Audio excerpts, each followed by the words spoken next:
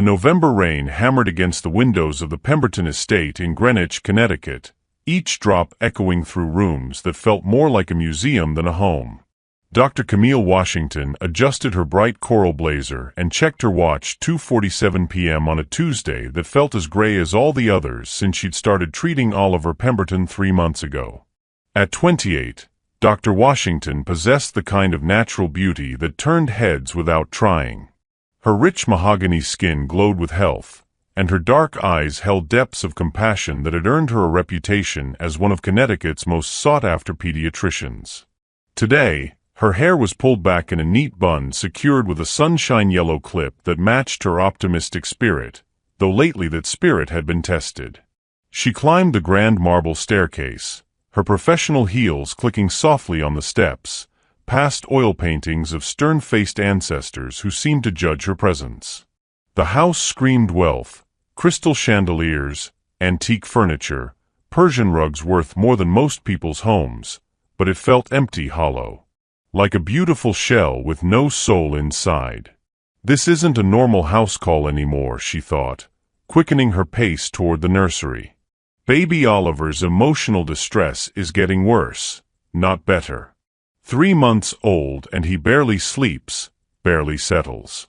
My medical training tells me he's physically healthy, but my heart knows he's dying inside from lack of love.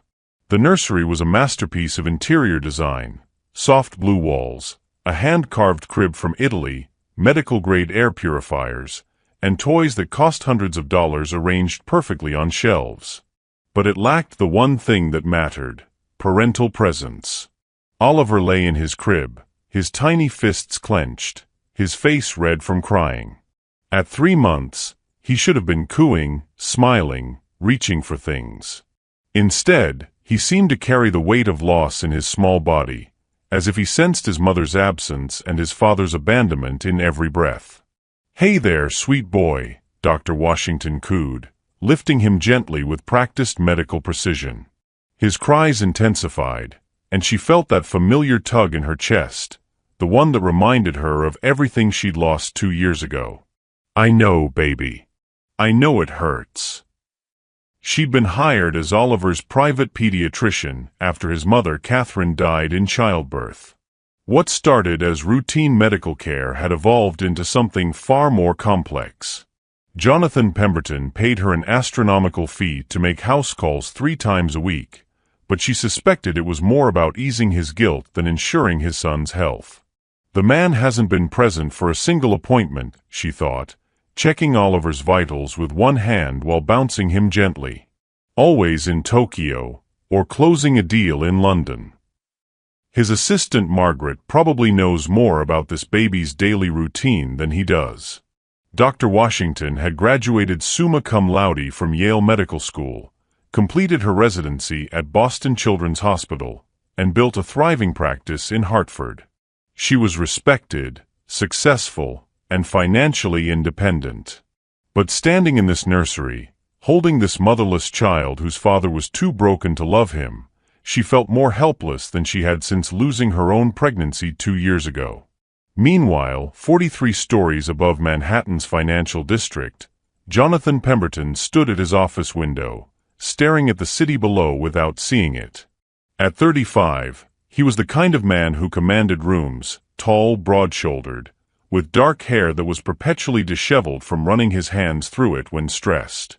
His green eyes, once bright with ambition, now held shadows that expensive suits couldn't hide. His assistant knocked. "Mr. Pemberton? The Tokyo meeting is in 10 minutes. "Right," he muttered, straightening his navy blue tie.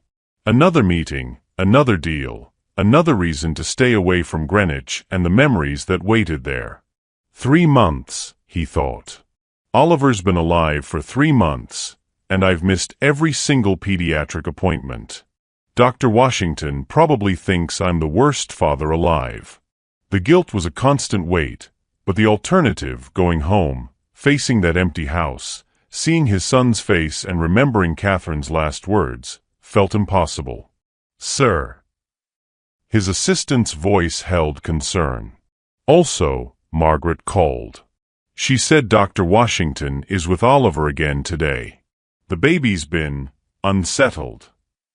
He stopped walking.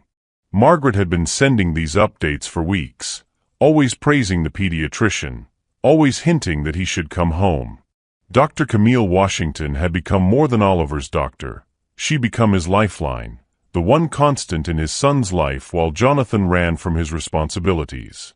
What kind of father pays a doctor to love his child because he's too broken to do it himself? The question had haunted him for months. Catherine died bringing Oliver into this world, and I can't even look at him without falling apart. Back in Greenwich, Dr. Washington had exhausted her medical arsenal. She'd checked Oliver's temperature, examined his ears for infection, tested his reflexes, reviewed his feeding schedule. Physically, he was perfect. Emotionally, he was starving. "What do you need, sweet boy?" she whispered, her professional composure cracking. "Your vitals are perfect, your growth is on track, but your soul is crying for something I can't prescribe." She thought of her own loss, the pregnancy that ended at 7 months, the baby she'd never held, the dreams that died in a sterile hospital room. She'd thrown herself into pediatrics afterward, thinking she could heal other children if she couldn't save her own. But Oliver was different. Oliver was breaking her heart daily with his need for love that his father was too wounded to give. The rain continued its relentless assault on the windows, and Dr. Washington realized they were truly alone in this mansion. Margaret had gone to the market, the cleaning staff had left early, and Jonathan Pemberton was undoubtedly in some boardroom somewhere, building his empire while his son cried for comfort that felt medically impossible to provide. But Dr. Camille Washington had never been one to give up on a patient in need. She'd taken an oath to first do no harm, and watching this baby suffer from emotional neglect felt like the greatest harm of all. Her medical training told her to maintain professional boundaries, but her heart knew that sometimes healing required going beyond what textbooks taught. Looking down at Oliver's tear-stained face, his tiny body trembling with need, she knew she was about to cross a line that could cost her everything. But some children were worth the risk. Even if it meant redefining what it meant to be a doctor, a woman, and possibly something more. The grandfather clock in the hallway chimed 3 times, its deep resonance echoing through the Pemberton mansion like a funeral bell. Dr. Camille Washington had been trying to soothe Oliver for over an hour, and nothing in her extensive medical training had prepared her for this moment of complete helplessness. She paced the nursery floor, Oliver's small body pressed against her shoulder, his cries now reduced to heartbreaking whimpers that somehow felt worse than his earlier wails. The baby's tiny fingers clutched desperately at her coral blazer, as if he sensed she was his only anchor in a world that had already taken so much from him. "Shoo, sweet angel," she murmured, her voice thick with emotion. "Dr. Camille's here. I'm not going anywhere." But even as she spoke the words, she felt the weight of their impossibility. She wasn't his mother. She wasn't even family. She was a hired professional who was supposed to provide medical care and leave, not stand in this beautiful nursery feeling her heart break into pieces for a child who needed more than medicine could give. Oliver's crying had evolved throughout the afternoon, from the sharp, demanding wails of hunger or discomfort to something deeper, more primal. This was the cry of abandonment, of a soul calling out for connection in a world that felt cold and empty. Dr. Washington had heard it before in the NICU, in children whose parents couldn't or wouldn't hold them. But this was different. This was Oliver, the baby she'd been caring for 3 times a week for 3 months, the child who had somehow wrapped himself around her heart despite every professional boundary she tried to maintain. She checked her watch again, 3:15 p.m. Jonathan Pemberton's flight from London wasn't due until evening, and even then, his assistant had mentioned he'd probably go straight to his Manhattan penthouse. Margaret wouldn't return from her errands until after 4. They were alone, she and this beautiful, broken little boy who needed something she wasn't supposed to give. Oliver's cries crescendoed again, his small body arching against her chest in desperate need. Dr. Washington felt tears threatening as she tried everything she could think of. She'd changed his diaper twice, checked his temperature 3 times, offered him formula he refused to take. She'd sung every lullaby she knew, tried different holding positions, even called her medical mentor for advice. Nothing worked. "What is it, baby?" she whispered, sinking into the plush rocking chair beside the window. "Tell me what you need." As if in response, Oliver turned his face toward her chest, his tiny mouth rooting instinctively, seeking comfort in the most primal way possible. Dr. Washington's breath caught in her throat. She knew that gesture, had seen it countless times in her practice. But this felt different, personal, dangerous. Her body responded before her mind could intervene. She felt the familiar tingle, the biological response she'd thought had disappeared after her own loss 2 years ago. Since her miscarriage, she'd assumed that part of her had died along with her dreams of motherhood. But holding Oliver, feeling his desperate need, something awakened in her that transcended medical training and professional boundaries. "This is insane," she thought, her heart pounding. "I could lose my license. I could lose everything." But Oliver's cries grew more desperate, and she felt something inside her chest, a fullness, a readiness that shouldn't have been possible. Her body was responding to this child's need in ways that defied logic and medical explanation. Dr. Washington looked around the empty nursery, her mind racing through the implications. She was a pediatrician, sworn to heal and protect children. Oliver was suffering, not from any physical ailment she could treat with medication, but from a deep emotional wound that traditional medicine couldn't touch. He needed comfort, connection, the kind of intimate care that only a mother could provide. But his mother was gone, and his father was thousands of miles away, building walls between himself and the child who needed him most. With trembling hands, she unbuttoned her coral blazer, then slowly unfastened the top buttons of her white silk blouse. Her medical training screamed warnings about appropriate boundaries, but her heart whispered something different. Sometimes healing required going beyond what textbooks taught. "Just this once," she whispered to Oliver, whose cries had softened as if he sensed something changing. "Just to help you feel safe, sweet boy." She positioned him carefully, the way she'd learned during her pediatric rotation in the NICU, the way she dreamed of holding her own child before that dream was torn away. Oliver's tiny mouth found what it sought, and immediately, miraculously, the crying stopped. The silence was profound, broken only by the soft sounds of contentment from the baby and the gentle patter of rain against the windows. Dr. Washington felt tears streaming down her cheeks as she experienced something she'd never expected to feel again, the deep, primal satisfaction of nourishing a child, of providing the most basic human comfort. Oliver's small hand rested against her chest, his eyes fluttering closed in the first peaceful sleep she'd witnessed since beginning his care. His breathing evened out, his tiny body finally relaxing in her arms. For the first time in months, he looked like what he was, a beautiful, perfect baby who was loved. This is what he needed, she realized, rocking gently back and forth. Not another medical exam or prescription. He needed to feel connected, to know that someone cared enough to give him everything. The rain had softened to a gentle drizzle, and late afternoon sunlight filtered through the nursery windows, casting everything in a golden glow. Dr. Washington felt a peace she hadn't experienced since her own loss, as if some broken part of her soul was healing along with Oliver's. She didn't hear the front door open downstairs. Didn't hear the quiet footsteps on the marble staircase. Didn't notice the tall figure that appeared silently in the nursery doorway, drawn by the unusual quiet where he'd expected to hear his son's cries. Jonathan Pemberton had come home early, guilt and Margaret's increasingly worried phone calls finally overwhelming his need to avoid the memories that lived in this house. He'd expected to find chaos, Oliver crying, Dr. Washington struggling to manage his inconsolable son, perhaps another recommendation that he hire additional help or consider other options. Instead, he found the most beautiful scene he could have imagined. Dr. Washington sat in the rocking chair, bathed in golden afternoon light, his son peaceful in her arms in a way Jonathan had never witnessed.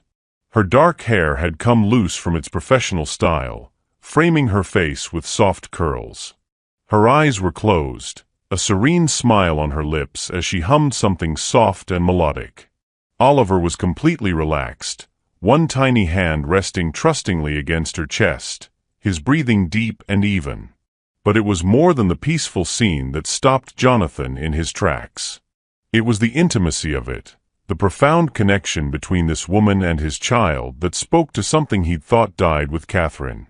Dr. Washington wasn't just caring for Oliver, she was loving him, nurturing him in ways that went far beyond medical necessity. Jonathan's breath caught as he realized what he was witnessing. Dr. Washington had crossed every professional boundary to give his son what he needed most, a mother's love. The sight should have shocked him, should have raised questions about appropriateness and professional ethics. Instead, it filled him with something he hadn't felt in months: hope. For the first time since Catherine's death, Oliver looked completely at peace. And Dr. Washington, this brilliant, compassionate woman who had somehow become the center of his son's world, looked like she belonged there, like she was meant to be holding his child, meant to be in his life. The realization hit him like a physical blow. He was falling in love with his son's doctor. Had been falling for weeks, maybe months, through Margaret's updates and brief encounters in the hallway. But seeing her like this, seeing how she loved Oliver without reservation, without payment, without any obligation beyond the calling of her heart, he knew his feelings had moved far beyond mere attraction. He stood frozen in the doorway, afraid to move and break the spell, afraid to interrupt this moment of perfect peace. But as he watched, Dr. Washington's eyes opened and met his across the room. Time stopped. Their gazes held, and in that instant, everything changed.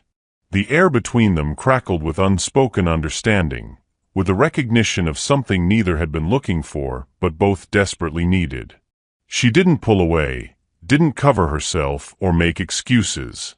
Instead, she looked at him with complete honesty, her eyes saying what her voice couldn't: "This is what your son needed.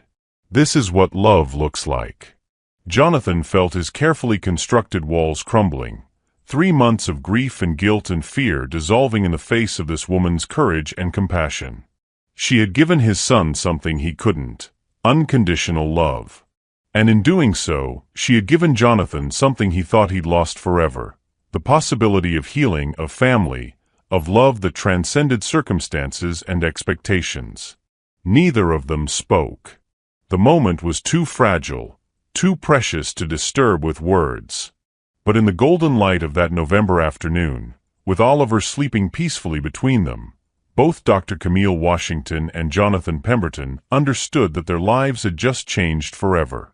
The rain had stopped completely now, and through the windows, the first hints of evening painted the sky in shades of rose and gold. In the quiet nursery, a new kind of family was being born, not through blood or marriage or social convention, but through love that dared to cross every boundary that stood in its way.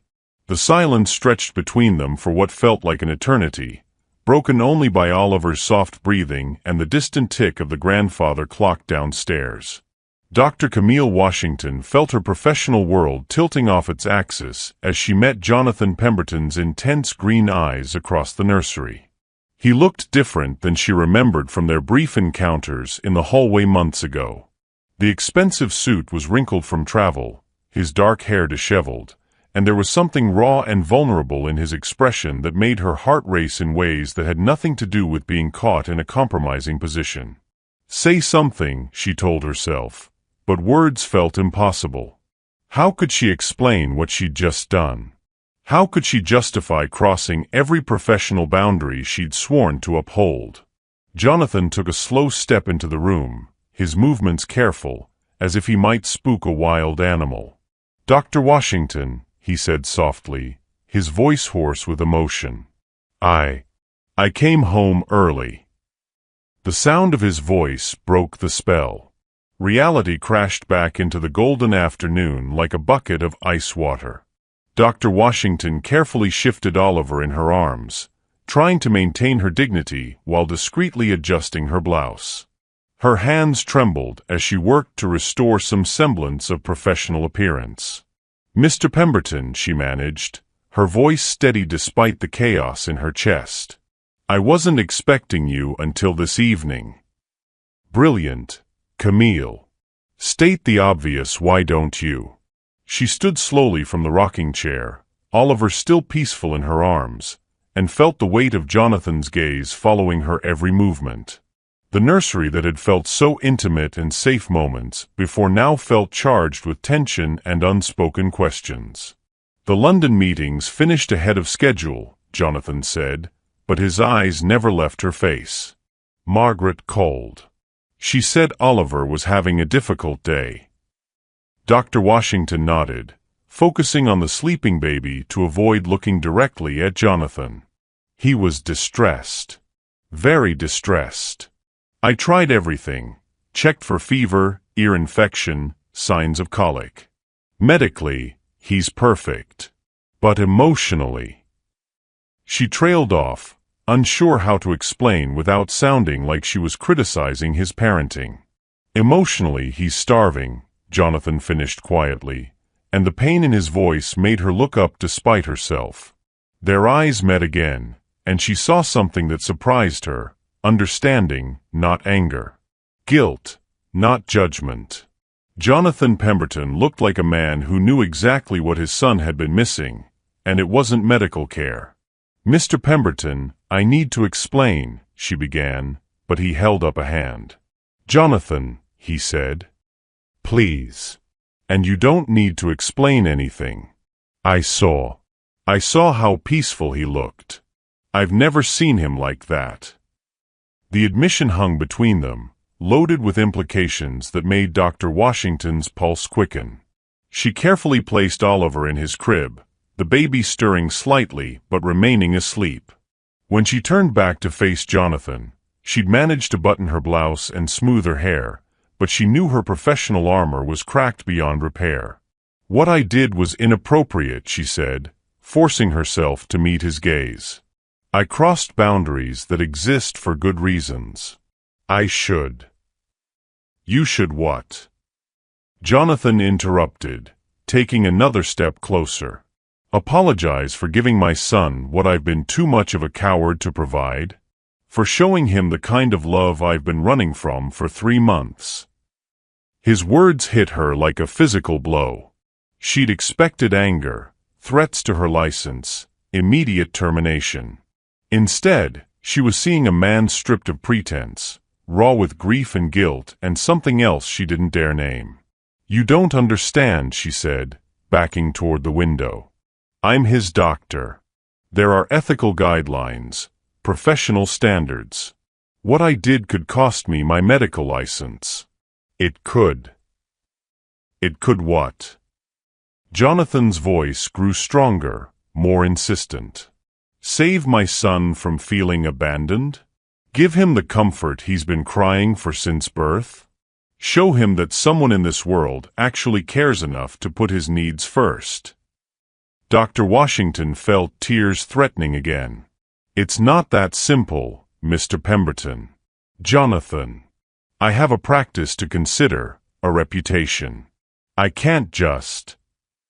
She stopped, unable to finish the sentence. Because the truth was, holding Oliver had felt like the most natural thing in the world. More natural than any medical procedure she'd ever performed, more right than any professional achievement she'd earned. "Can't just what?" Jonathan pressed, moving closer still. "Can't care about him? Because it's too late for that, isn't it? You already do." His words struck too close to home. Dr. Washington turned to stare out the window at the estate's manicured grounds, trying to regain her professional composure. "My feelings aren't relevant here. What matters is providing appropriate medical care within ethical boundaries."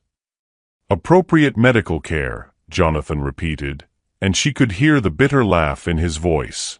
You mean the kind of care that would let him cry himself sick while his father hides in boardrooms and his doctor maintains professional distance? She whirled around, anger flashing in her dark eyes. Don't you dare question my medical judgment. I've done everything possible for Oliver within appropriate parameters. The fact that you've been absent for every single appointment, every milestone, every moment he's needed his father. You think I don't know that? Jonathan's voice rose, then immediately softened as he glanced at the sleeping baby. You think I don't hate myself for it every single day? The raw pain in his voice stopped her cold. She saw him clearly for the first time, not the absent wealthy father she'd resented, but a man drowning in grief and guilt, using work to avoid confronting the loss that had shattered his world. Then why? She whispered. Why stay away from him? Jonathan ran a hand through his dark hair, looking suddenly exhausted. Because every time I look at him, I see Catherine dying. I hear her last words telling me to take care of him, and I know I'm failing her. I know I'm failing him. And it's easier to pay someone else to be what he needs than to face how broken I am. The honesty in his admission hit Dr. Washington like a wave. She'd been so focused on Oliver's needs that she'd never considered the depth of Jonathan's trauma.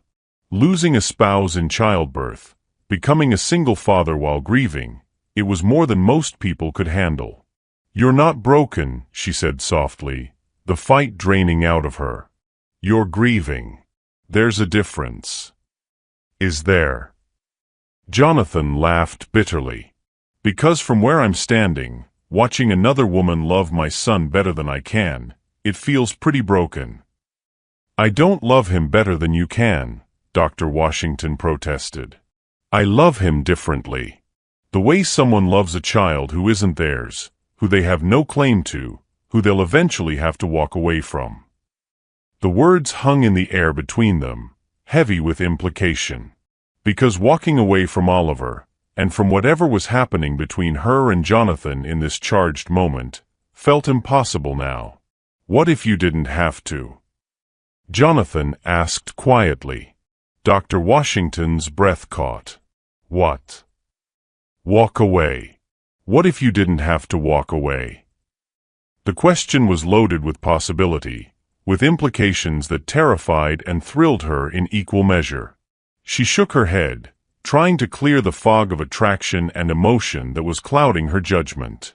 Mr. Pemberton. Jonathan. Jonathan, she corrected, his name feeling strange and intimate on her lips. What happened here today? It can't happen again. I need to maintain professional boundaries. For Oliver's sake, for both of our sakes.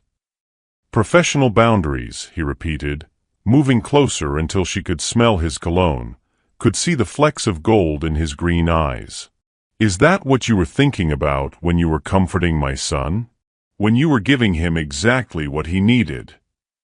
I was thinking about helping a child in distress, she said, but her voice lacked conviction. Were you? Jonathan's voice was soft, hypnotic. Or were you thinking about what it felt like to hold him? To feel needed, wanted, loved? His words hit too close to the truth.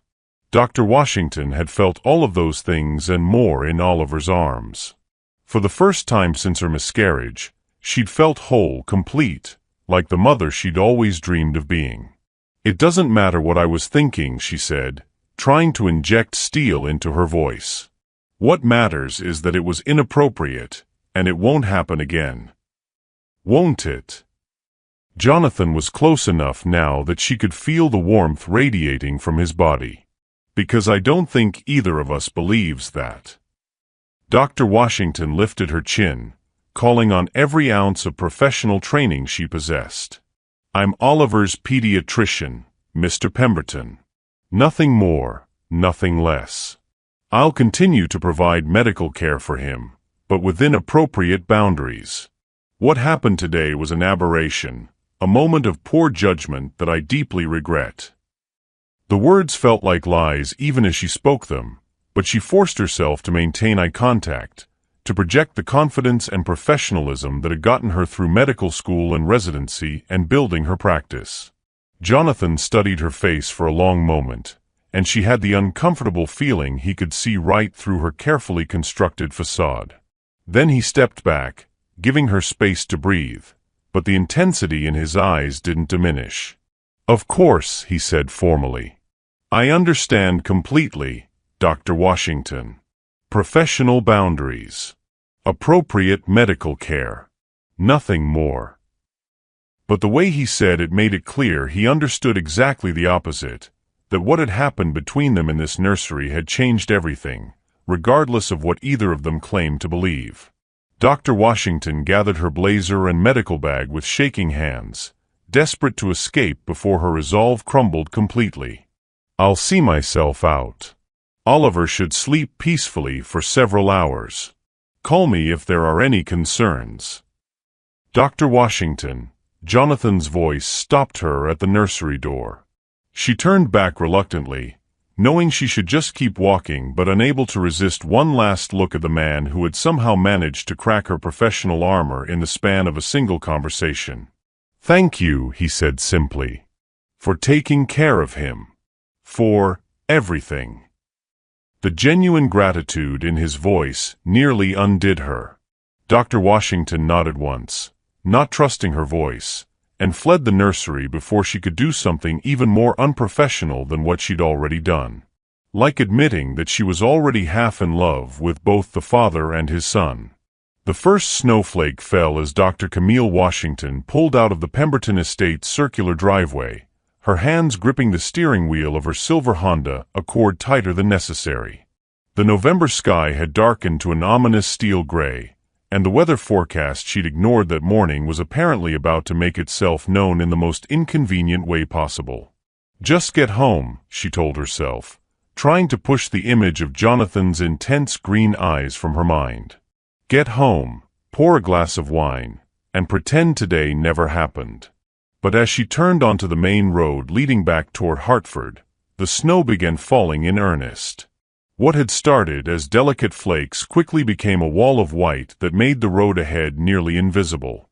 Her phone buzzed with an emergency weather alert, winter storm warning, heavy snow and dangerous driving conditions expected. Avoid unnecessary travel. "Perfect," she muttered, slowing to a crawl as her wipers struggled against the accumulating snow. "Just perfect."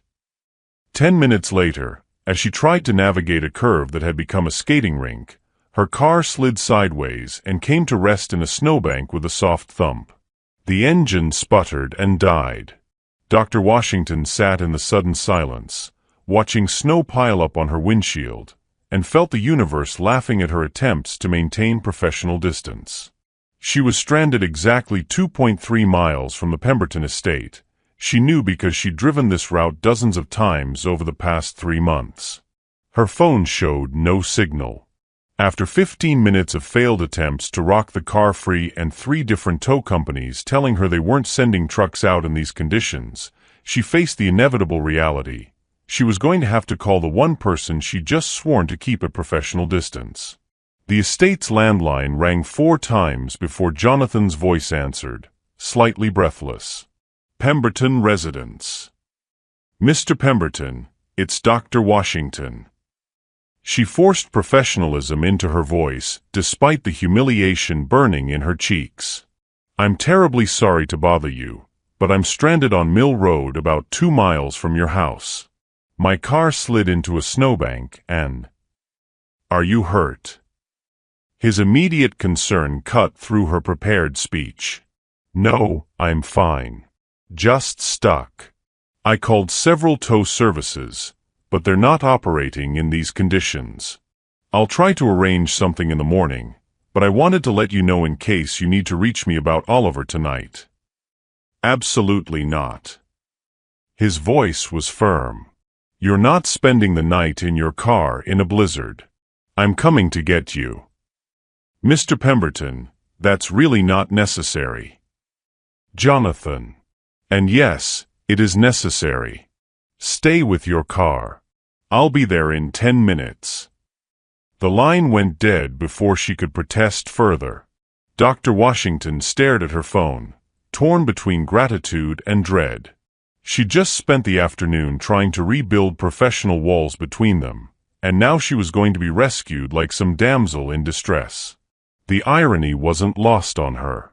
True to his word, Jonathan appeared exactly 9 minutes later in a massive black Range Rover that handled the snow-covered road like it was merely a suggestion. He pulled up behind her car and stepped out into the storm, and Dr. Washington felt her breath catch at the sight of him. He'd changed from his travel-wrinkled suit into dark jeans and a thick emerald sweater that made his eyes look impossibly green even in the gray afternoon light. Snowflakes caught in his dark hair as he approached her driver's side window, and when he knocked, his smile held both concern and something warmer that made her pulse quicken. "Come on," he called through the glass. "Let's get you somewhere warm." She grabbed her medical bag and purse, locked her car, and accepted his offered hand as she navigated the slippery ground between vehicles. The brief contact sent electricity shooting up her arm, and she noticed he held on just a moment longer than strictly necessary before helping her into the passenger seat of his SUV. "Thank you," she said as he climbed back into the driver's seat, bringing the scent of snow and expensive cologne with him. "I really appreciate this. I'll arrange for a hotel in town once the roads—" "Don't be ridiculous," Jonathan said, starting the engine. "You're staying at the house tonight. It's the least I can do after everything you've done for Oliver." Dr. Washington opened her mouth to protest, then closed it as she watched the storm intensify outside the windows. Professional boundaries were one thing, but freezing to death in a blizzard was quite another. "Just for tonight," she conceded. "Until the roads are passable." "Just for tonight," Jonathan agreed, but something in his tone suggested he wasn't entirely unhappy about the arrangement. The drive back to the estate took twice as long as usual, with Jonathan navigating carefully through increasingly treacherous conditions. The silence between them was charged with unspoken tension, and Dr. Washington found herself stealing glances at his profile as he concentrated on the road. "How's Oliver?" she asked, desperate to redirect her thoughts to safer territory. "Still sleeping," Jonathan replied. "Peacefully. More peacefully than I've seen him since." He paused.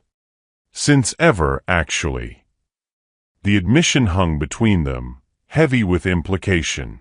Dr. Washington stared out at the swirling snow, remembering the weight of the baby in her arms, the contentment on his tiny face, the way Jonathan had looked at both of them in that moment. "Children respond to love," she said quietly. "Even very young ones can sense when they're truly cared for." "Is that your medical opinion, Dr. Washington?" There was something teasing in his voice that made her look at him. "Camille," she said before she could stop herself. "And yes, it's my medical opinion. Studies show that infants who receive consistent nurturing care develop stronger emotional regulation and attachment patterns." "Camille," Jonathan repeated, and her name sounded different in his deep voice, more intimate somehow. "That's a beautiful name." "It was my grandmother's," she said, then immediately wondered why she'd shared that personal detail. They pulled into the estate's circular driveway, and Dr. Washington realized that in all her visits, she'd never actually entered through the front door. She'd always used the side entrance that led directly to the family wing where Oliver's nursery was located. The main entrance was even more imposing than she'd imagined. Massive oak doors flanked by marble columns, with warm light spilling from tall windows that made the house look welcoming despite its grandeur. "Margaret's already preparing the blue guest room," Jonathan said as he helped her from the SUV. "It's on the same floor as the nursery, in case Oliver needs you during the night." The thoughtfulness of the arrangement touched her more than it should have. As they hurried through the snow toward the front door, she noticed that Jonathan's hand hovered protectively at the small of her back, not quite touching but close enough that she could feel the warmth of his presence. Inside, the house felt different in the evening light. Where it had seemed cold and museum-like during her daytime visits, now it felt warm and inviting. Fires crackled in multiple fireplaces, soft music played from hidden speakers, and the smell of something delicious drifted from what she assumed was the kitchen. "Margaret's making her famous beef stew," Jonathan explained, noticing her expression. "She insisted on cooking for 3 when I called to say you'd be staying. She's quite fond of you, you know." "She's lovely," Dr. Washington said, then stopped abruptly as a woman in her 60s appeared from a side hallway. "Dr. Washington." Margaret's face lit up with genuine pleasure. "I'm so glad you're safe. This storm came out of nowhere. I've put fresh towels in your room and found some clothes that should fit if you'd like to change into something more comfortable." "That's very kind, but I don't want to impose." "Nonsense," Margaret interrupted with the authority of someone who'd been managing households longer than Dr. Washington had been alive. "Mr. Jonathan, show her to her room. Dinner will be ready in an hour." As they climbed the main staircase, Dr. Washington became acutely aware of the intimacy of the situation. She was about to spend the night in Jonathan Pemberton's house, wearing borrowed clothes, sharing meals like they were, what? Friends? Something more? "Here we are," Jonathan said, opening a door to reveal a spacious room decorated in soothing blues and whites. A fire crackled in a small fireplace, and through the tall windows, she could see the storm raging outside. "The nursery is just down the hall if you want to check on Oliver before dinner." He lingered in the doorway, and Dr. Washington felt the same electric tension that had filled the nursery earlier. In the soft light of the guest room, with snow swirling outside and the rest of the world feeling very far away, it was easy to forget all the reasons why this was complicated. "Jonathan," she began, then stopped, unsure what she wanted to say. "I know," he said quietly.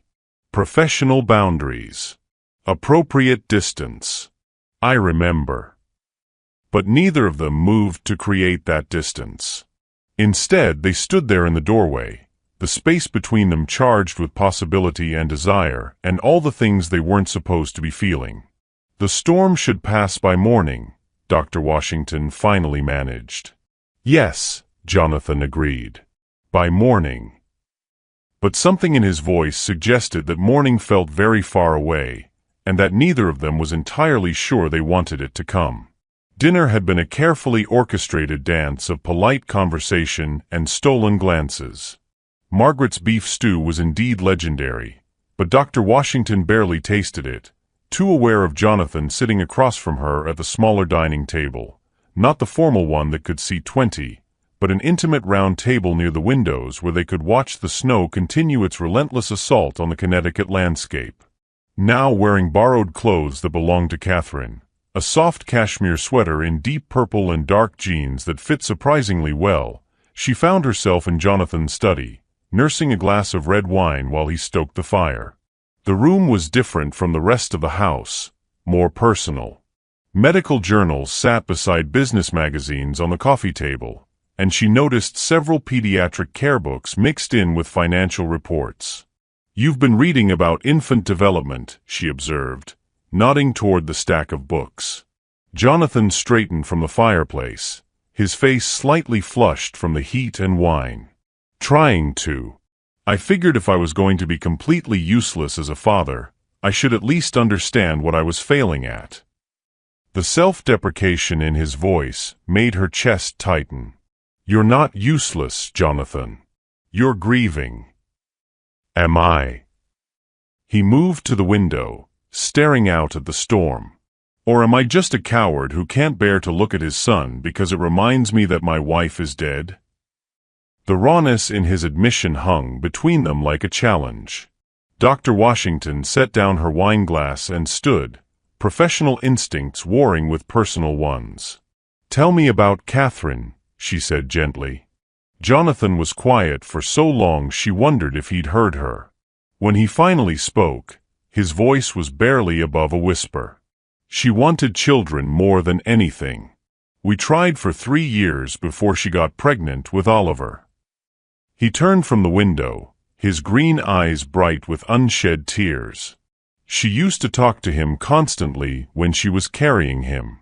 Read him stories, played classical music, decorated his nursery 3 times because she couldn't decide on the perfect theme.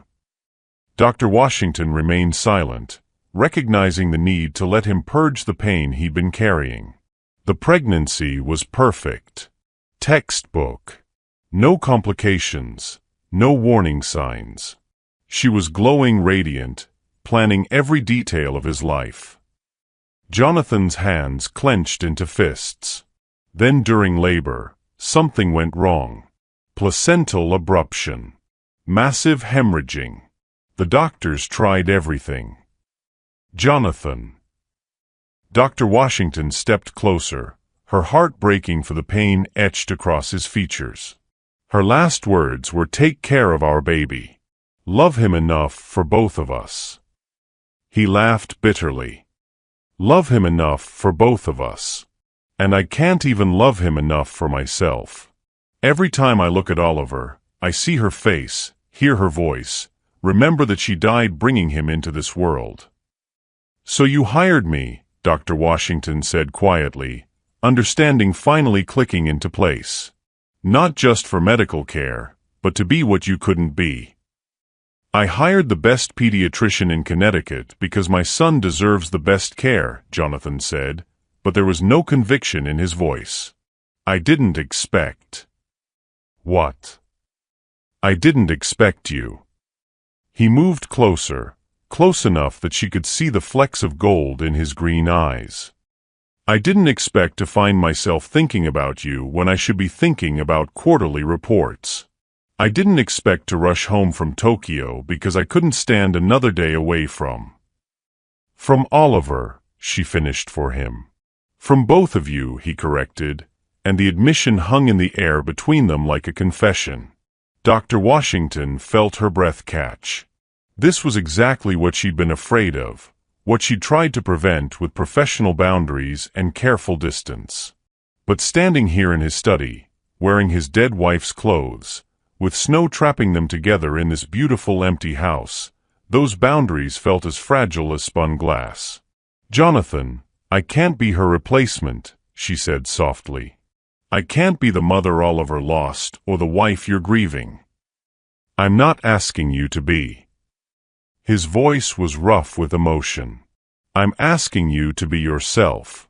The woman who sings lullabies in 3 languages, who knows exactly how to hold a crying baby, who looks at my son like he's the most precious thing in the world." Heat flooded Dr. Washington's cheeks as she realized how much he'd been watching, how much he'd seen during his brief visits home. "I was just doing my job."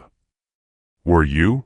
This afternoon, when you—" He stopped, searching for words. "When you fed him, was that just professional duty?" The question hung between them, loaded with implications neither of them was ready to face fully. Dr. Washington turned away, moving to the mantelpiece where family photos displayed happier times. Jonathan and Catherine on their wedding day, Catherine glowing with pregnancy, moments of a life that seemed impossibly perfect until tragedy struck. "You want to know why I became a pediatrician?" she heard herself saying, her voice steadier than she felt. 2 years ago, I was 7 months pregnant. The baby was perfect, a little girl. We'd picked out names, painted the nursery, bought enough clothes for triplets. Jonathan's sharp intake of breath told her he understood where this was going. "Stillborn," she continued, touching Catherine's photo gently. "No warning, no explanation. Sometimes these things just happen," the doctors said. "Sometimes there's no reason, no one to blame, nothing that could have been done differently." "Camille." Jonathan's voice was soft behind her. "Marcus, my fiancé, couldn't handle it. He said I was too broken, too obsessed with trying to save every child I met because I couldn't save our daughter." She turned to face him, tears threatening. He wasn't wrong. "I threw myself into pediatrics afterward, thinking I could heal other people's children if I couldn't have my own." "Is that what you're doing with Oliver? Trying to save him because you couldn't save your daughter?" The question hit like a physical blow, mainly because she'd asked herself the same thing dozens of times. Maybe. At first. But Oliver. She paused, struggling for honesty. He's not a substitute for what I lost. He's himself. A beautiful, innocent child who deserves love and care and attention. And today, when he was crying and nothing I tried worked, I didn't think about medical protocols or professional boundaries. I just thought about a baby who needed comfort. And you gave it to him, Jonathan said, moving closer. You gave him what I couldn't. Because you're afraid, Dr. Washington said gently. Not because you don't love him, but because loving him feels like betraying Catherine's memory. Like moving forward means leaving her behind. The accuracy of her assessment hit him visibly. Jonathan sank into one of the leather chairs by the fire, suddenly looking older than his 35 years. She made me promise, he said quietly. Before she lost consciousness, she made me promise to love our baby, to be the father she knew I could be. And I can't even hold him without falling apart. Dr. Washington knelt beside his chair, her medical training and personal experience guiding her. Grief isn't linear, Jonathan. There's no timeline for healing, no moment when you suddenly stop missing her. But Catherine didn't ask you to stop grieving. She asked you to love Oliver. How do I do that when every time I look at him, I see what I lost? By looking harder, she said softly. Oliver isn't just Catherine's legacy. He's his own person, with his own personality, his own needs, his own future. And that future includes having a father who's present, not just financially but emotionally. Jonathan was quiet for a long moment, staring into the fire. Outside, the storm continued its assault, but inside the study, something had shifted. The weight of secrets shared, of pain acknowledged, of two broken people recognizing their brokenness in each other. I watched you today, he said finally. The way you held him, the way you looked at him. Like he was the most important thing in the world. He is important, Dr. Washington replied. Every child is. But Oliver is special to you. I can see it. She couldn't deny it. Over 3 months of caring for him, of watching him grow and develop, of being his primary source of comfort and affection, Oliver had carved out a space in her heart she'd thought permanently closed. Yes, she admitted. He's special to me. And me. Jonathan's voice was barely audible. Am I special to you too? The question hung between them like a bridge neither was sure they should cross. Dr. Washington looked into his eyes and saw not just grief and guilt, but hope. Tentative, fragile hope that maybe, despite everything that stood between them, something beautiful could grow from shared pain. Yes, she whispered, and felt something fundamental shift in the space between them. Outside, the storm raged on, but inside, two hearts that had been broken in different ways began the delicate process of healing together. The real question now was whether they'd have the courage to face what came next. What do you think? Can two wounded hearts truly heal each other, or do we need to heal ourselves first?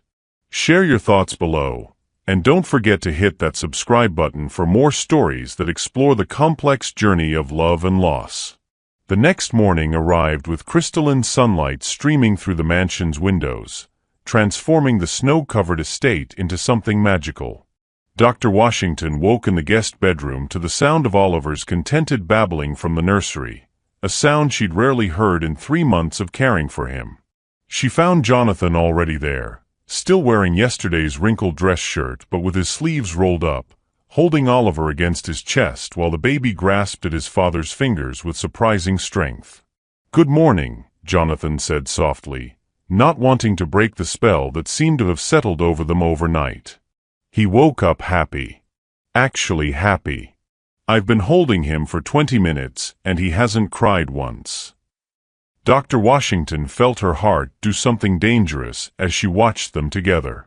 Oliver's tiny fist was wrapped around Jonathan's index finger, and for the first time since she'd known them, father and son looked like they belonged together. "He knows," she said, moving closer to check Oliver's alertness and responsiveness with professional habit. "Babies are incredibly perceptive. He can sense the change in you." "What change?" Jonathan asked, though his voice suggested he already knew. "You're present. Really present. Not just physically in the room, but emotionally available." She touched Oliver's forehead gently, noting the relaxed set of his features. "Yesterday you were a stranger who shared his DNA. Today you're his father." The words hung between them, weighted with significance neither had expected to feel so soon. Jonathan shifted Oliver to his shoulder, and the baby settled there like he'd been waiting his whole 3 months of life for exactly this moment. "Dr. Washington," Margaret's voice called from downstairs. "The roads are still impassable, but I've prepared breakfast. Will you and Mr. Pemberton be joining us?" "We'll be right down," Jonathan called back, then looked at Dr. Washington with something that might have been shyness. Would you mind if we had breakfast together? All 3 of us? Like a family," she finished, and immediately wondered if she'd overstepped. But Jonathan's smile, the first genuine smile she'd seen from him, told her she hadn't. Yes, like a family. 20 minutes later, they sat in the sunny breakfast nook, Oliver content in his bouncy seat between them while Margaret served fresh blueberry pancakes and perfectly crispy bacon. The domestic scene felt surreal after months of clinical appointments and professional distance. "He's watching you," Dr. Washington observed as Oliver's eyes tracked Jonathan's movements. "Babies his age are just starting to really focus on faces, recognize patterns. He's learning who you are." Jonathan offered Oliver his finger again, marveling when the baby immediately grasped it. "I missed so much already." His first smile, his first laugh. "Does he laugh yet?" "Not full laughs, but he makes happy sounds when he's content." Dr. Washington pulled out her phone. "I took some videos during appointments. Would you like to see them?" For the next hour, they huddled together over her phone, watching months of Oliver's development unfold. Jonathan's face went through a kaleidoscope of emotions: wonder, regret, joy, determination. When a video showed Oliver making his first attempts at rolling over, Jonathan's eyes filled with tears. "I should have been here," he whispered. "You're here now," Dr. Washington said gently. "That's what matters." After breakfast, Jonathan surprised her by suggesting they take Oliver for a walk around the estate. The storm had passed, leaving the world blanketed in pristine snow that sparkled like diamonds under the winter sun. "Are you sure?" "It's quite cold," Dr. Washington protested, though she was already mentally calculating how to bundle Oliver appropriately. "Catherine and I used to walk these grounds every morning when she was pregnant," Jonathan said, pulling on a heavy winter coat. "She always said she wanted to show Oliver the gardens in every season." They wrapped Oliver in layers of soft blankets, tucking him securely into his stroller. Dr. Washington wore another of Catherine's coats, a beautiful red wool that made her skin glow against the white landscape. She'd offered to change back into her own clothes, but Jonathan had quietly asked her not to. "They suit you," he'd said, and something in his tone told her this wasn't about replacing Catherine, but about moving forward. The estate was breathtaking in winter. Bare trees created intricate patterns against the sky, and the formal gardens lay sleeping under their snowy blanket, waiting for spring's awakening. They walked slowly, their breath-forming clouds in the crisp air, taking turns pushing the stroller and making quiet observations about the landscape. "There's a pond back here," Jonathan said, guiding them down a winding path. Catherine wanted to teach Oliver to skip stones when he got older. They found the pond frozen solid, its surface like black glass under the ice. Dr. Washington could picture it in summer, lily pads and cattails, maybe a small dock where a child could sit and fish or simply dream. "It's beautiful," she said. "Peaceful." She designed most of these gardens herself, Jonathan said, pulling the stroller to a stop beside a snow-covered bench. Said she wanted Oliver to have places to explore, to discover, to feel connected to nature. Dr. Washington heard the past tense and the pain it carried, but also something new, pride in Catherine's vision, gratitude for her dreams rather than just grief for her loss. "She sounds like she was an amazing woman," Dr. Washington said carefully. She was. She would have been an incredible mother. Jonathan was quiet for a moment, then looked directly at her. "She would have liked you. The way you care for Oliver, the way you see him as a person rather than just a patient. She would have appreciated that." The words hit Dr. Washington with unexpected force. She'd been so worried about competing with a ghost, but Jonathan wasn't asking her to replace Catherine. He was acknowledging that love could expand, that caring for Oliver didn't diminish his wife's memory but honored it. They started back toward the house as Oliver began to fuss, his patience with the cold air wearing thin. But instead of the inconsolable crying that had marked his first 3 months, these were normal baby sounds, requests for warmth and food rather than desperate pleas for comfort. "He's different," Jonathan observed as they climbed the front steps. "Calmer. More settled." "Babies thrive on emotional security," Dr. Washington explained, though she suspected Jonathan already understood. "When the adults around them are calm and present, they feel safe." Inside, Margaret had prepared the living room with a soft blanket spread before the fireplace. Jonathan settled there with Oliver while Dr. Washington changed into comfortable clothes, her own jeans and a soft blue sweater she'd packed for overnight emergencies. When she returned, she found Jonathan lying on his stomach, holding a colorful toy just out of Oliver's reach while encouraging him to stretch for it. "Come on, buddy," Jonathan was saying. "You can do it. Reach for it." Oliver's little arms were moving with determination, his face serious with concentration. When he finally managed to bat at the toy, Jonathan's whoop of celebration made the baby startle, then break into the biggest smile Dr. Washington had ever seen from him. "Did you see that?" Jonathan said, looking up at her with pure joy. He smiled. A real smile. Dr. Washington felt her own smile bloom across her face. His first real social smile. "And it was for you." The afternoon passed in a blur of small moments that felt monumentally significant. Jonathan giving Oliver his first successful bottle feeding. Dr. Washington showing Jonathan how to properly support the baby's head during tummy time. The three of them napping together on the living room rug, Oliver sleeping peacefully between them while snow continued to fall outside. It was during one of these quiet moments, with Oliver dozing against Jonathan's chest and the fire crackling softly, that Dr. Washington realized something had fundamentally shifted. This wasn't just about professional care anymore, or even about healing from grief. This was about family, not the traditional kind formed by marriage and shared genetics, but the chosen kind formed by love and commitment and the willingness to show up for each other. "Camille," Jonathan said quietly, and she realized it was the first time he'd used her first name. "Thank you." "For what?" "For seeing him. For loving him when I couldn't. For showing me how to be his father." She looked at this man who 12 hours ago had been a grieving stranger, now cradling his son with the tender confidence of someone who'd finally found his way home. "Thank you for letting me," she said simply.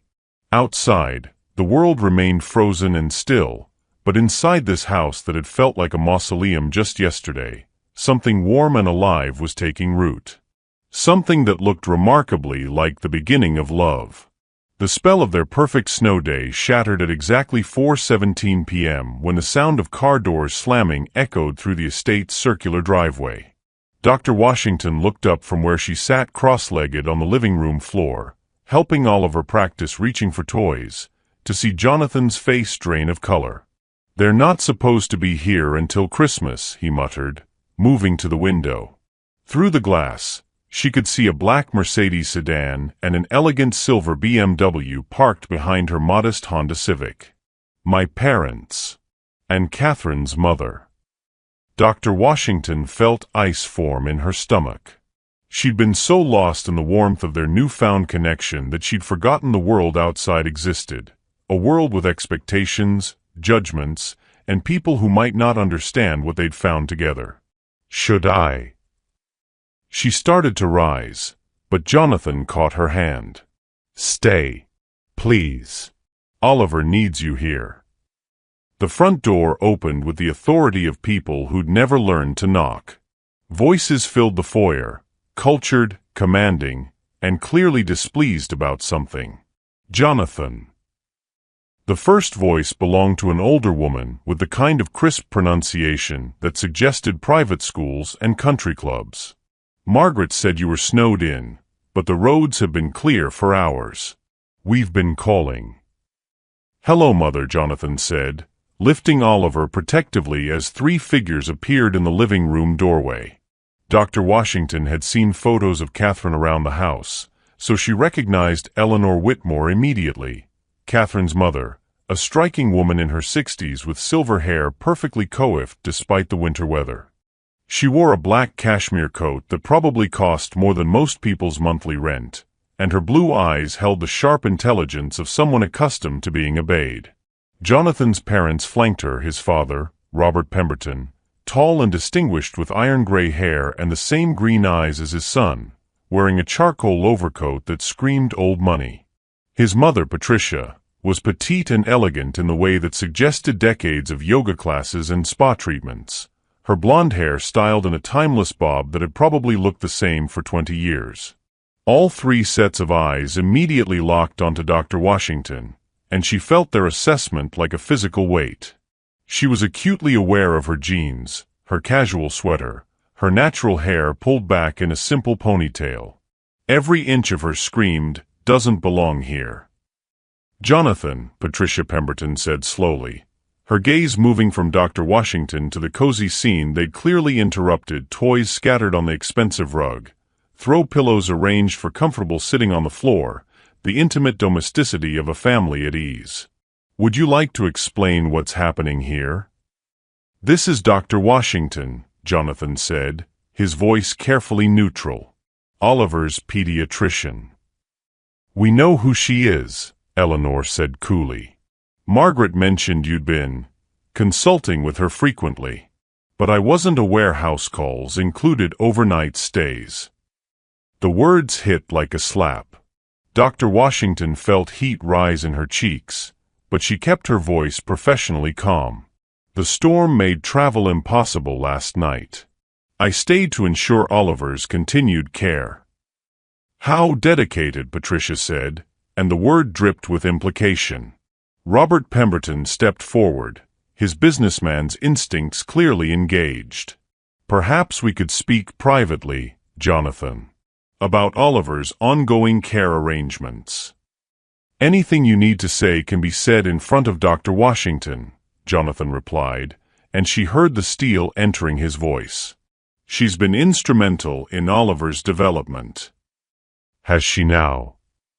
Eleanor moved closer, her predatory smile reminding Dr. Washington uncomfortably of a shark. "And what exactly has this development entailed?" The question hung in the air like poison. Dr. Washington realized they'd walked into a trap. 3 months of private appointments, overnight stays, the obvious intimacy of the scene they discovered. To outside eyes, especially eyes already inclined toward suspicion, everything could be twisted into something ugly.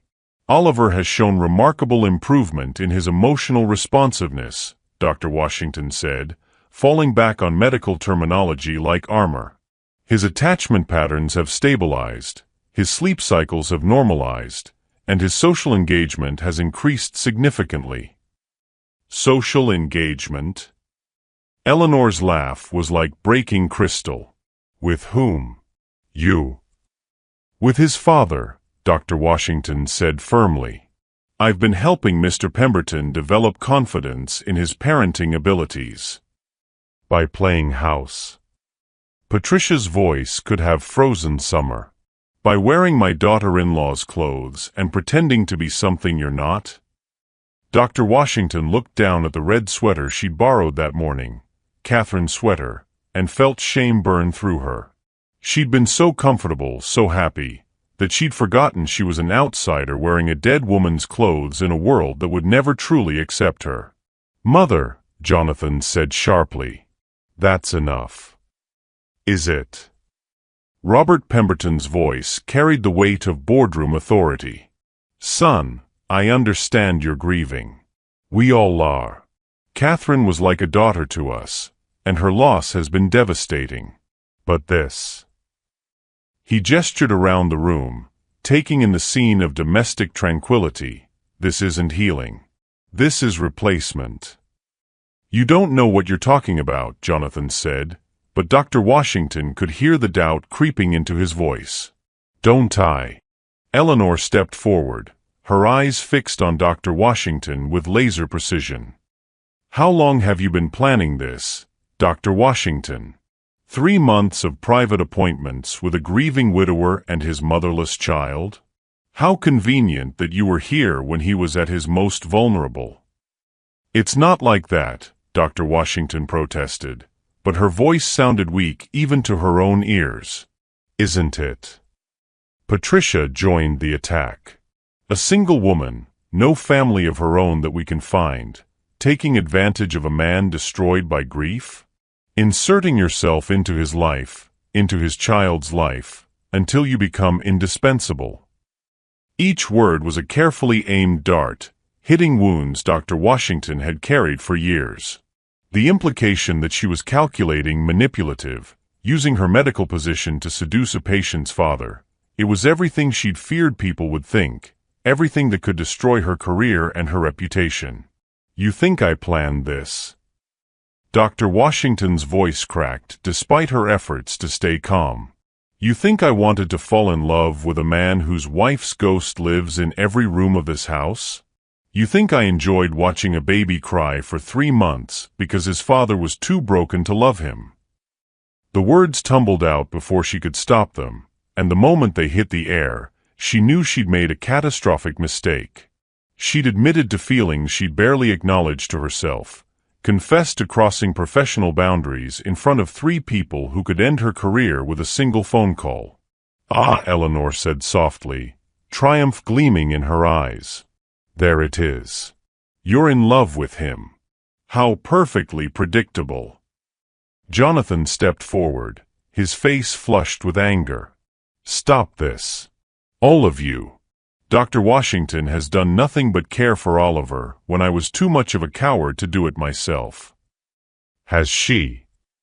Robert's voice was deadly quiet. "Or has she been grooming a vulnerable child to accept her as a mother figure while seducing his grieving father? It's textbook predatory behavior, Jonathan. Open your eyes."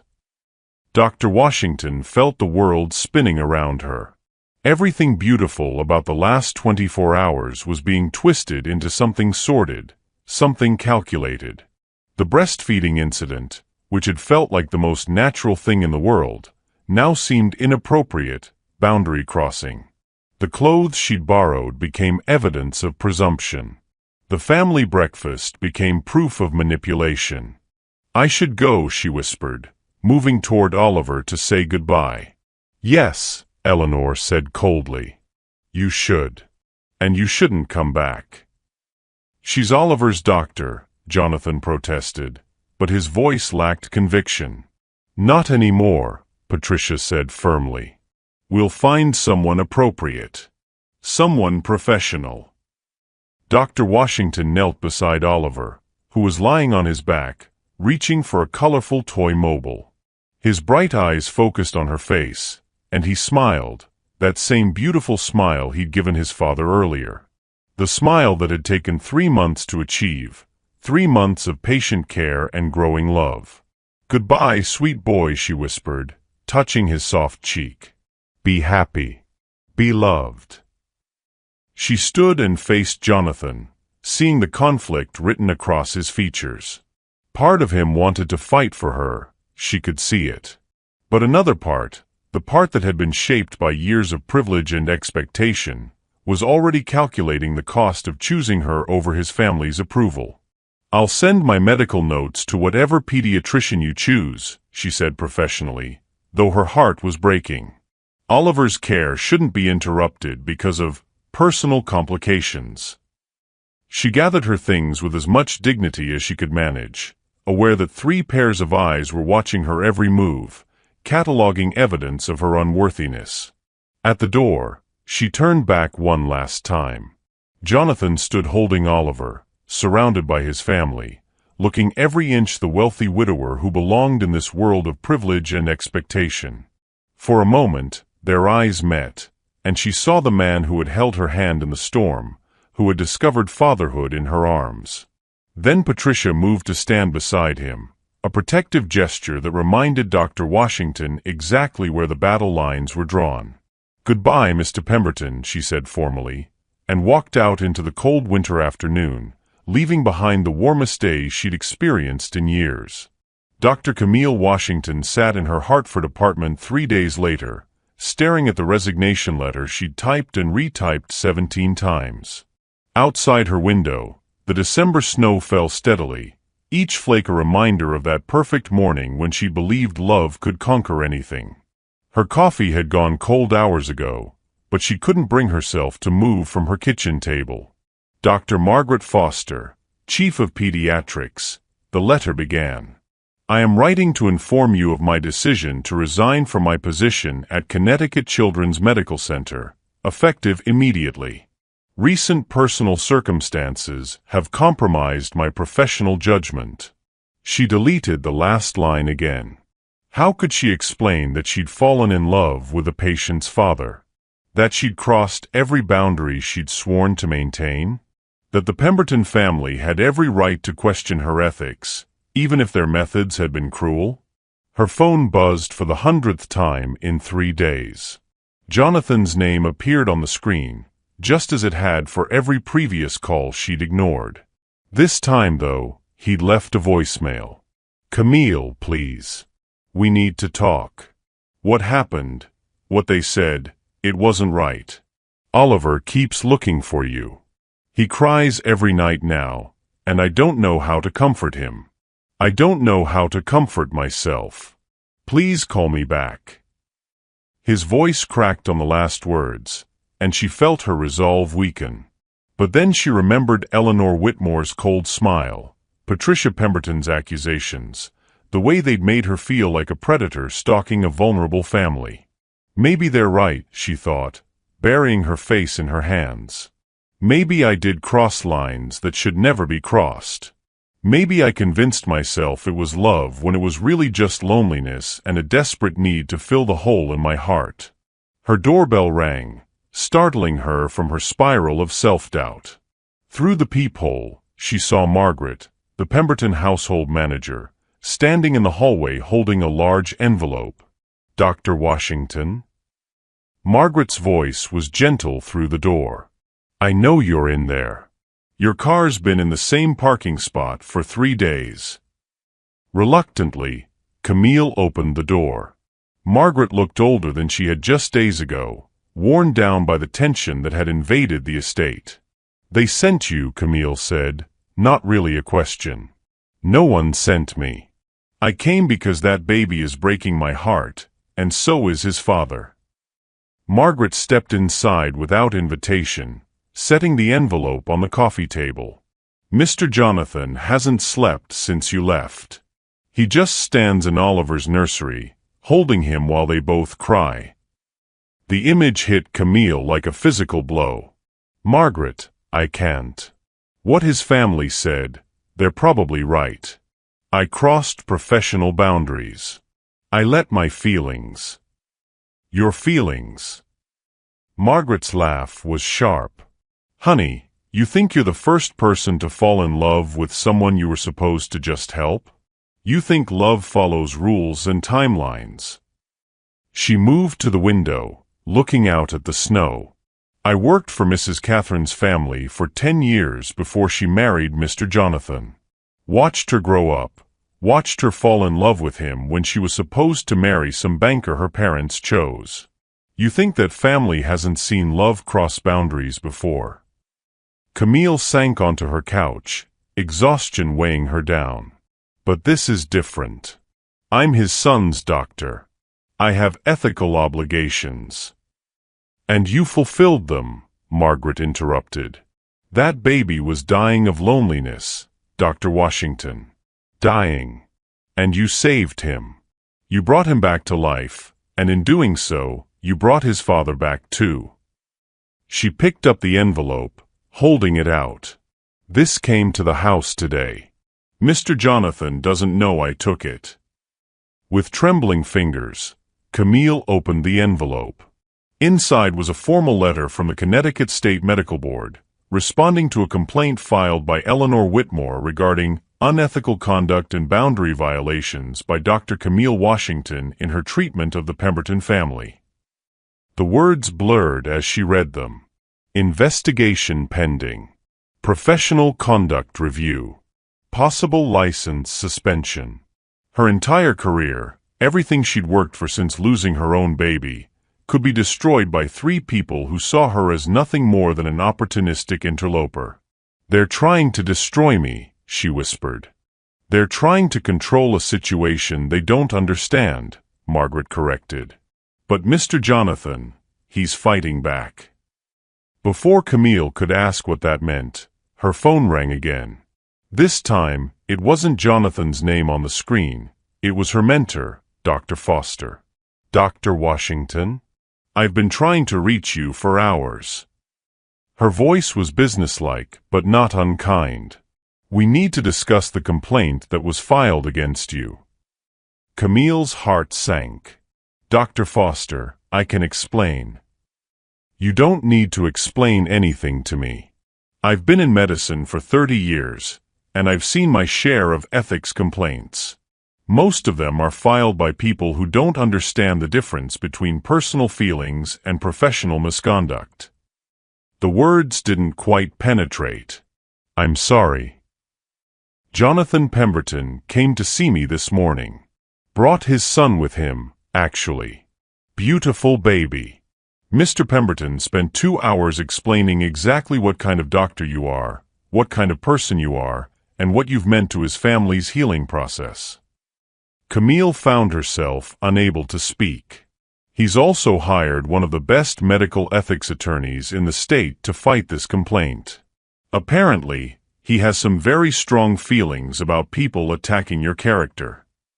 Margaret smiled knowingly from across the room.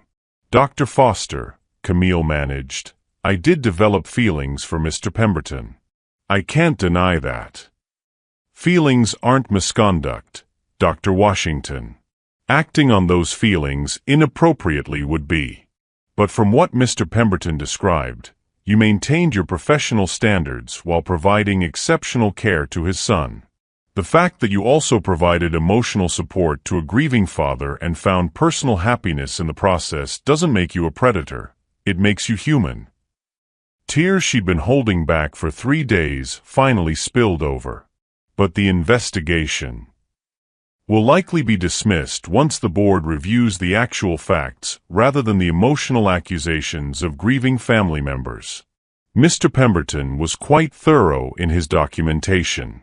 Apparently, he's kept detailed records of every appointment, every improvement in his son's condition, every professional recommendation you made.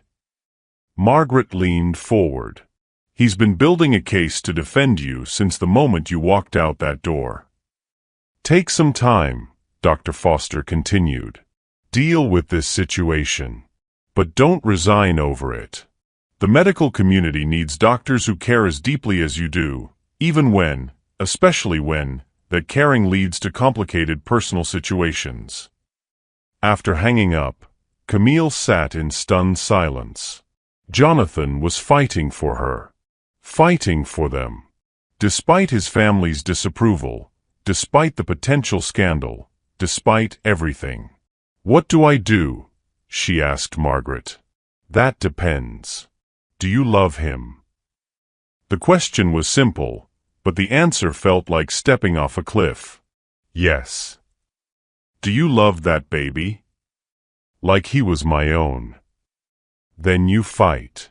You fight for the family you found, the love you've built, and the life you deserve. Margaret stood, heading for the door. Mr. Jonathan is discovering what it means to choose love over expectation. Maybe it's time you did the same. Alone again, Camille walked to her bedroom and opened her closet. Hanging in the back was the red dress she'd bought for a medical conference last year but never worn. Too bold, too bright, too much like someone who believed she deserved beautiful things. She thought about Oliver's smile when he saw her, about Jonathan's hands in her hair as snow fell outside, about the family they could become if they were brave enough to fight for it. Her reflection in the mirror showed a woman who had spent 2 years hiding from life, from love, from the possibility of loss. But some things were worth the risk of losing. Some love was worth fighting the whole world to keep. She reached for her phone and dialed Jonathan's number. Camille. He answered on the first ring, hope and desperation mixing in his voice. I'm coming home, she said simply. Home. To you. To Oliver. To us. She took a deep breath. If you still want me. His laugh was shaky with relief. I've been waiting for you to say that for 3 days. Jonathan, your family. My family doesn't get to choose who I love. And they don't get to destroy the woman who saved my son's life and taught me how to be a father. His voice grew stronger. I love you, Camille Washington. I love you, and I'm going to fight for you, for us, for the family we're building together. Outside, the snow continued to fall, but for the first time in days, it looked like promise instead of punishment. The snow had stopped falling by the time Dr. Camille Washington pulled into the circular driveway of the Pemberton estate on December 23rd. Christmas lights twinkled along the roofline, the first decoration she'd ever seen on the house, and warm golden light spilled from every window, transforming the mansion from a cold monument to wealth into something that actually looked like a home. She sat in her car for a moment, wearing that red dress she'd finally found the courage to put on, her heart hammering against her ribs. 3 weeks had passed since that phone call, 3 weeks of fighting the medical board's investigation, of lawyers and depositions and character witnesses. But today, it was finally over. The front door opened before she could knock, and there was Jonathan, looking more alive than she'd ever seen him. His dark hair was actually styled for once, his green eyes bright with something she was learning to recognize as hope. He wore a soft gray sweater instead of his usual business suit, and in his arms was Oliver, who squealed with delight the moment he saw her. Mama. Oliver babbled, reaching his tiny arms toward her. At 9 months old, he was sitting up on his own, babbling constantly, and had learned to associate her voice with comfort and love. Did he just? Camille's voice caught as Jonathan passed the baby to her, Oliver immediately snuggling against her shoulder with a contented sigh.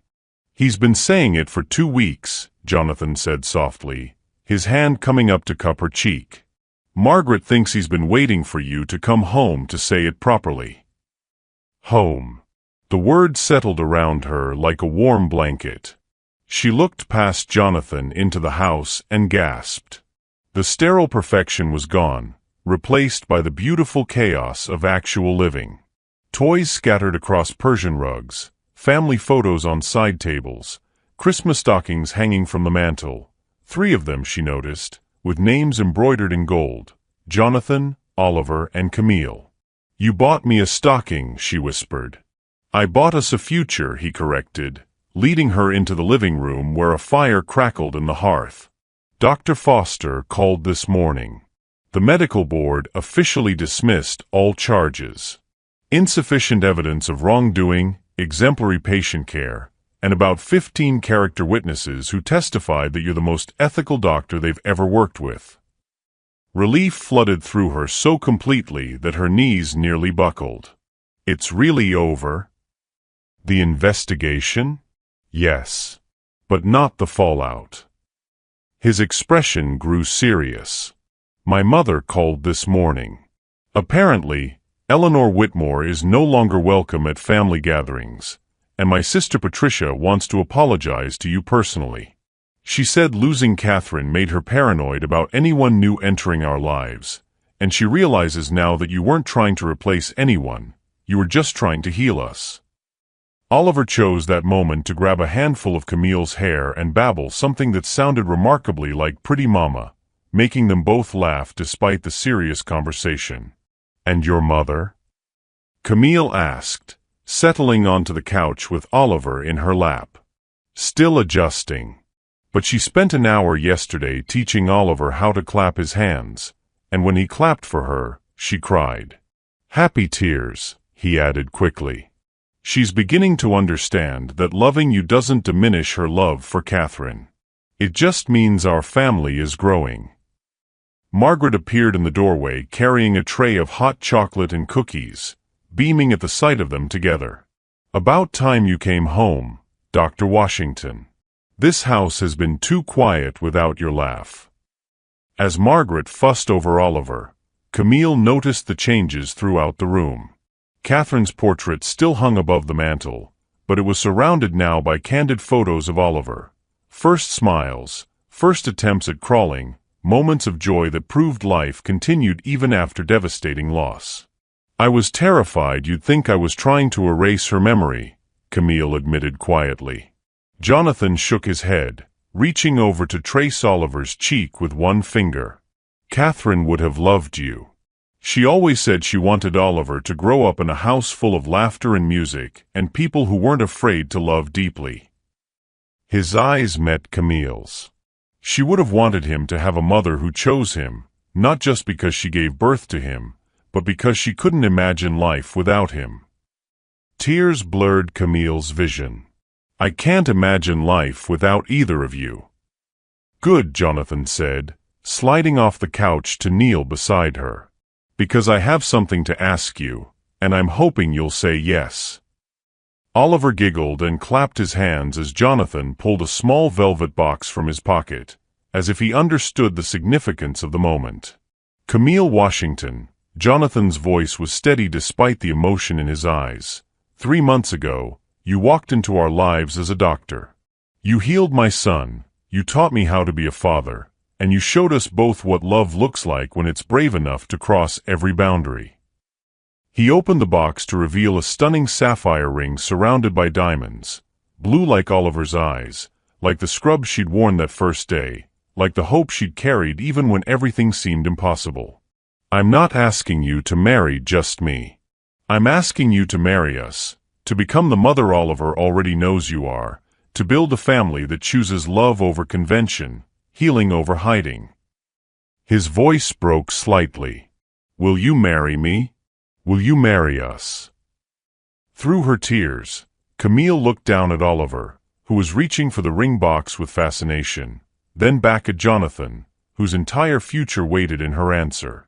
Yes, she whispered, then louder, yes to all of it.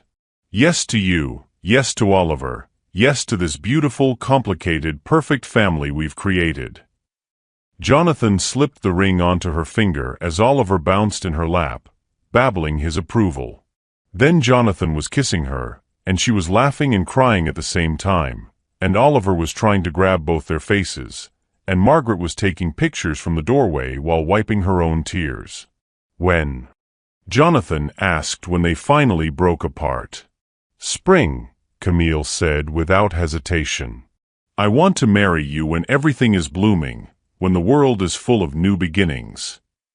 April, he agreed. In the garden behind the house. Small ceremony, just family and friends who understand that love doesn't follow rules. Dr. Foster will cry, Camille laughed. She loves weddings almost as much as she loves medical ethics victories. Speaking of which, Jonathan reached for another envelope from the coffee table. This came for you today. Camille opened it to find a formal letter from Connecticut Children's Medical Center, offering her the position of Chief of Pediatric Ethics, a newly created role that would involve teaching other doctors how to maintain professional boundaries while providing compassionate care. "They want me to teach ethics?" she asked incredulously. "Apparently, surviving an ethics investigation with your reputation intact while managing to fall in love and save a family makes you uniquely qualified to help other doctors navigate similar situations," Jonathan grinned. "Dr. Foster may have mentioned that you're living proof that caring deeply doesn't have to mean compromising professionally." Oliver chose that moment to crawl from Camille's lap to Jonathan's, then back to hers, as if claiming them both. His happy babbling filled the room, mixing with the sound of the fire crackling and snow beginning to fall again outside the windows. "1 year ago, I was convinced I'd never love again," Jonathan said softly, watching Oliver play with Camille's engagement ring. "I thought love was something you got once, if you were lucky, and then spent the rest of your life mourning when it was gone." "And now?" Camille asked, though she could see the answer in his eyes. "Now I know that love multiplies. That choosing to love again doesn't diminish what came before, it honors it. Catherine gave me Oliver, and Oliver brought me you, and you've given us both a future I never thought possible." As if summoned by their conversation, Oliver looked up at both of them and said, "Clear as day, Mama. Dada. Home." "Yes, sweet boy," Camille whispered, gathering him close while Jonathan wrapped his arms around them both. "We're home." Outside, Christmas lights twinkled in the snow, and inside the Pemberton estate, no longer a house but truly a home, 3 hearts beat in rhythm, proving that sometimes the greatest love stories begin not with a first meeting, but with a second chance at happiness that's brave enough to cross every line that matters. Love has a way of finding us when we least expect it and need it most.